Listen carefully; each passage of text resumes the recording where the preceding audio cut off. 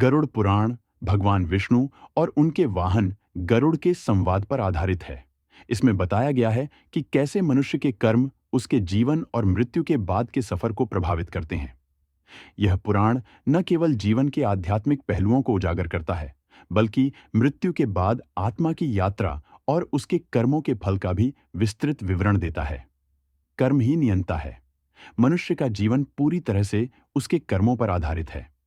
अच्छे और बुरे कर्म एक बीज की तरह होते हैं, जिनके फल जीवन में समय आने पर अवश्य मिलते हैं। कर्म चक्र।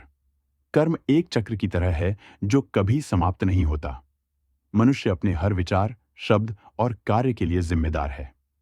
यदि कर्म चक्र को समझदारी से नहीं चलाया गया, तो यह जन्म और मृत्यु के बंधन से मुक्ति नहीं पाने देगा। कर्म और आत्मा का कनेक्शन। जब आत्मा शरीर छोड़ती है, तो उसके कर्म ही उसकी दिशा तय करते हैं। जो पुण्य करता है, उसकी आत्मा स्वर्ग जाती है, और जो पाप करता है, वह नरक की ओर जाती है। गरुड़ पुराण के अनुसार मृत्यु के बाद आत्मा को यमलोक ले जाया जाता है। वहां यमराज आत्मा के कर्मों का हिसाब किताब करते हैं। चित्रगुप्त, यमराज के सचिव, आत्मा के सभी अच्छे और बुरे कर्मों का विवरण प्रस्तुत करते हैं। उनके पास आत्मा के हर कार्य का लेखा होता है, जो बिना किसी गलती के दर्ज किया गया है। यमराज कर्मों के आधार पर निर्णय लेते हैं। पुण्य आत्माओं को स्वर्ग, ब्रह्मलोक या विष्णुलोक में भेजा जाता है। पापी आत्माओं को विभिन्न नरकों में यातनाएं दी जाती हैं। कर्म और गति। पाप का फल। जो व्यक्ति बुरे कर्म करता है, उसकी आत्मा यमदूतों द्वारा बंधी होती है और नरक में ले जाई जाती है। पुण्य का फल। जो व्यक्ति अच्छे कर्म करता है, उसकी आत्मा दिव्य गति से स्वर्ग की ओर बढ़ती है। गरुड़ पुराण में नरक के 28 प्रकारों का विस्तृत वर्णन किया गया है। यहां बताया गया है कि किस प्रकार के पाप के लिए कौन सी यातना मिलती है। तमिस्र। धोखा देने और अपनों को नुकसान पहुंचाने वालों को यहां भेजा जाता है। आत्मा को अंधेरे में कष्ट झेलना पड़ता है। अंध तमिस्र। अपने माता पिता और गुरु का अपमान करने वालों को यहां दंड मिलता है। आत्मा को अंधकार और भय में डुबा दिया जाता है। रौरव। निर्दोष प्राणियों को कष्ट देने वालों को यहां भेजा जाता है। आत्मा को हिंसक जीवों से सताया जाता है। कुंभिपाक। मांसाहारी और निर्दोष जीवों को मारने वाले इस नरक में उबलते तेल में डाले जाते हैं। सुकर्म। चोरी, झूठ और व्यभिचार करने वालों को यहां यातना दी जाती है। विलास। धन और भोग में डूबे हुए लोगों को इस नरक में प्यास और भूख से तड़पाया जाता है।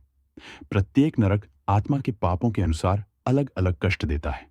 यह यातनाएं आत्मा को अपने कर्मों का भान कराती हैं। गरुड़ पुराण में स्वर्ग और पुण्य कर्मों का भी उल्लेख है। स्वर्ग। पुण्य आत्माओं को स्वर्ग में दिव्य सुख प्राप्त होता है।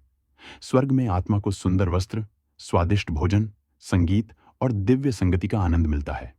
आत्मा को वहां भगवान की भक्ति का अवसर मिलता है। पुण्य कर्म।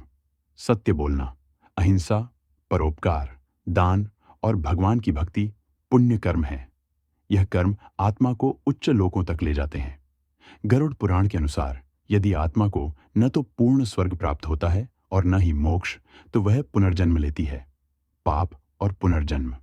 जो लोग घोर पाप करते हैं, वे निम्न योनि जैसे पशु, कीट में जन्म लेते हैं। उनके जीवन में कष्ट और अभाव होते हैं। पुण्य और पुनर्जन्म। अच्छे कर्मों वाले लोग उच्च योनि जैसे मनुष्य या देवता में जन्म लेते हैं। उनके जीवन में सुख, समृद्धि और शांति होती है। कर्मानुसार जीवन का उद्देश्य मानव योनि विशेष रूप से इसलिए दी जाती है ताकि आत्मा मोक्ष प्राप्त करने के लिए प्रयास कर सके। जो व्यक्ति भक्ति, ज्ञान और सत्कर्म करता है, वह अंततः जन्म और मृत्यु के चक्र से मुक्त हो सकता है। गरुड़ पुराण केवल कर्म और फल का वर्णन नहीं करता, बल्कि मोक्ष के मार्ग भी दिखाता है। सत्कर्म। अच्छे कर्म और दूसरों की मदद करना मोक्ष का प्रथम कदम है। भक्ति। भगवान विष्णु या अपने आराध्य देव की सच्चे मन से भक्ति करना। प्रायश्चित। बुरे कर्मों का पश्चाताप करना और अपने जीवन को धर्म के मार्ग पर लगाना।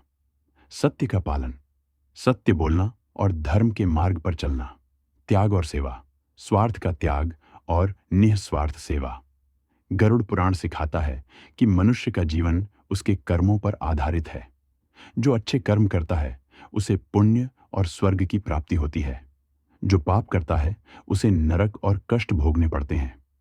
कर्म का फल अटल है, परंतु सच्ची भक्ति, प्रायश्चित और भगवान की कृपा से पापों का प्रभाव कम हो सकता है।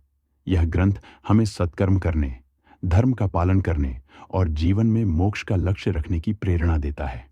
जैसा कर्म करोगे वैसा ही फल मिलेगा।